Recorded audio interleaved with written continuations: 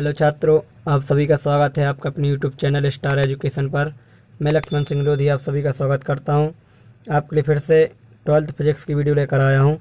आज की वीडियो में हम सेल के आंतरिक प्रतिरोध का व्यंजक व्युत्पन्न करेंगे। तो आइए चलते हैं वीडियो की ओर। तो हमारा क्वेश्चन है, सेल के आंतरिक प्रतिरोध का व्यंजक व्युत्पन्न कीजिए। तो सबसे पहले हम इसका माना लिखेंगे। तो लिखेंगे, माना किसी सेल का आंतरिक प्रतिरोध स्मॉल आर व सेल का विद्युत वाहक बल ई है। अब ये विद्युत वाहक बल क्या है अभी हम आगे पढ़ेंगे। तथा सेल के साथ एक बाह्य प्रतिरोध कैपिटल आर लगा है जिस पर विभवांतर भी है तथा परिपथ में प्रवाहित धारा आई है तब। ठीक है, अब इसके बाद हम इसका चित्र बनाएंगे। तो ये हमारा चित्र है। इसमें एक ये क्या लगा है, सेल है लगा है। इसका विद्युत वाहक बल क्या है, ई है। और सेल के साथ जो प्रतिरोध जुड़ा होता है वो कहलाता है आंतरिक प्रतिरोध। ठीक है, और जो अकेला प्रतिरोध जुड़ा होता है वो हमारा कहलाता है बाह्य प्रतिरोध। ठीक है, और इसमें क्या धारा प्रवाहित हो रही है, आई धारा प्रवाहित हो रही है। धारा हमेशा धनावेश से प्रभावित होती है और ऋणावेश पर आकर समाप्त हो जाती है। ठीक है, अब हम क्या करेंगे, इसका व्यंजक व्युत्पन्न करेंगे। तो लिखेंगे कि परिपथ में प्रवाहित धारा, परिपथ में प्रवाहित धारा बराबर होता है विद्युत वाहक बल, विद्युत वाहक बल बटा कुल प्रतिरोध, कुल प्रतिरोध। तो परिपथ प्रवाहित धारा क्या है हमारी, आई। विद्युत वाहक बल क्या है हमारा, ई है। और कुल प्रतिरोध क्या है, एक कैपिटल आर है और एक स्मॉल आर है। तो आर प्लस आर, इसका त्रिज्या गुणा कर देंगे तो क्या हो जाएगा, आई आर प्लस आर बराबर ई। अंदर इंटू कर देंगे तो क्या हो जाएगा, I R plus I small R बराबर ई। ठीक है, इसके बाद में क्या हो जाएगा, हम क्या निकाल रहे हैं, सेल का आंतरिक प्रतिरोध। तो हमें कैसे करके स्मॉल आर का मान निकालना है। तो स्मॉल आई आर बराबर कैपिटल आई है स्मॉल आर, जो स्टार्ट चला जाएगा तो ई माइनस का आई आर। ठीक है, तो आर बराबर ई माइनस का आई आर बटा में जे आई कहाँ जाएगी, इधर। ठीक है, तो ये हमारा आ गया स्मॉल आर का मान। लेकिन अभी हम यहाँ और मान रखेंगे तो लिख देंगे, चूंकि आई आर बराबर क्या होता है, वी, ओम के नियम से वी बराबर आई आर पड़ा है। तो हम यहाँ आई आर का मान रख देंगे। तो स्मॉल आर बराबर E minus we upon I. एक मान जे आ गया। कभी कभी पेपर में इतना ही पूछ लिया जाता है। पेपर में क्वेश्चन कैसे पूछा जाता है कि सेल के विद्युत वाहक बल, टर्मिनल विभवांतर, धारा में संबंध स्थापित कीजिए। तो इतना ही मान निकालना पड़ेगा। ठीक है, अब इसके बाद हम क्या करेंगे, फिर ओम का नियम लगाएंगे। तो लिखेंगे चूंकि भी बराबर क्या होता है, आई आर। यहाँ से हम आई का मान निकालेंगे तो क्या हो जाएगा, भी बटा आर। तो इस आई का मान भी यहाँ से रखा जाएगा। तो क्या हो जाएगा, आर बराबर ई माइनस का भी बटा में भी अपॉन आर। ये आर पलट कहाँ पहुँच जाएगा, ऊपर। तो स्मॉल आर बराबर आर ई माइनस का भी बटा में भी। हम अलग अलग कर देंगे दोनों को, क्या हो जाएगा, तो आर बराबर कैपिटल आर ई बटा वी माइनस भी अपॉन भी। यहाँ भी से भी कैंसिल। तो क्या हो गया, स्मॉल आर बराबर कैपिटल आर ई बटा वी माइनस का 1। यही हमारे सेल के आंतरिक प्रतिरोध का व्यंजक। ठीक है, फिर इसके बाद में पढ़ेंगे सेल का विद्युत वाहक बल। क्या पढ़ेंगे, सेल का विद्युत वाहक बल। इंग्लिश में बोलते हैं इलेक्ट्रोमोटिव फोर्स ऑफ सेल, या हिंदी इसे शॉर्ट फॉर्म में बोला जाता है EMF। ध्यान रखना, EMF कभी कभी शॉर्ट फॉर्म भी पूछ लिया जाता है। तो सबसे पहले हम सीखेंगे सेल का विद्युत वाहक बल क्या होता है। तो पहले तो आप समझ लीजिए कि विद्युत वाहक बल जो है वो विभवांतर का अधिकतम मान होता है। विभवांतर का अधिकतम मान क्या कहलाता है, विद्युत वाहक बल।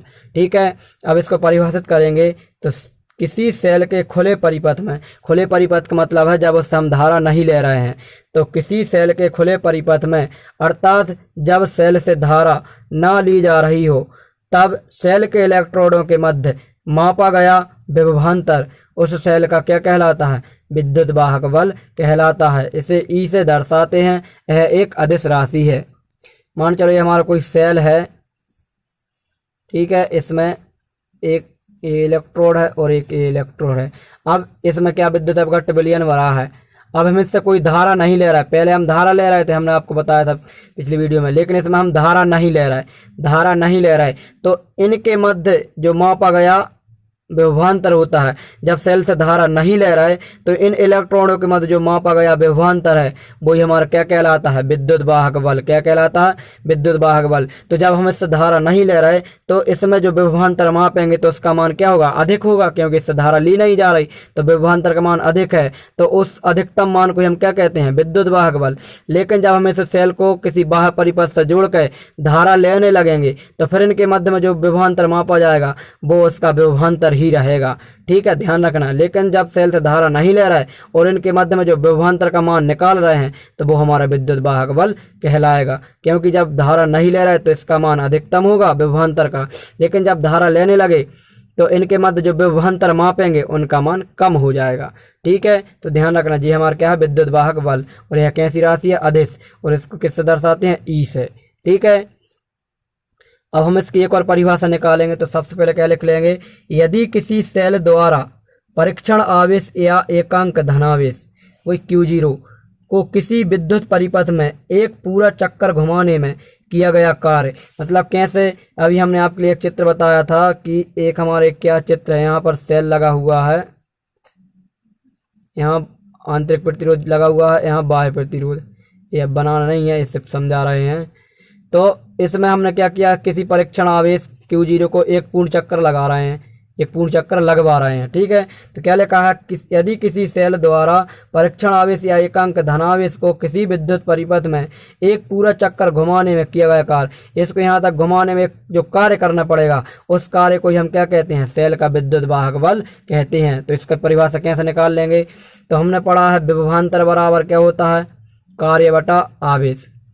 अब विभवांतर का अधिकतम मान क्या कहलाता है, विद्युत वाहक बल। तो यहाँ E बराबर फॉर्मूला हो जाएगा, तो E बराबर W/Q0, Q0 को मान लिया 1 कूलाम, तो E बराबर क्या आ गया, W।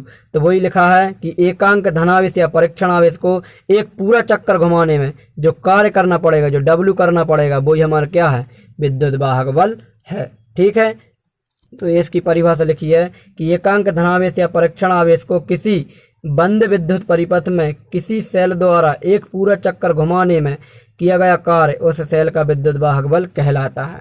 ठीक है, अथवा करके एक और परिभाषा दी है, क्या परिभाषा दी है कि एकांक धनावेश या परीक्षण आवेश को किसी सेल द्वारा एक बंद विद्युत परिपथ में एक पूरा चक्कर घुमाने में ऊर्जा हानि को उस सेल का विद्युत वाहक बल कहते हैं। यानी जब उसको घुमाया जाएगा तो उसमें कुछ ऊर्जा हानि होगी, उस ऊर्जा हानि को हम क्या कहेंगे, सेल का विद्युत वाहक बल।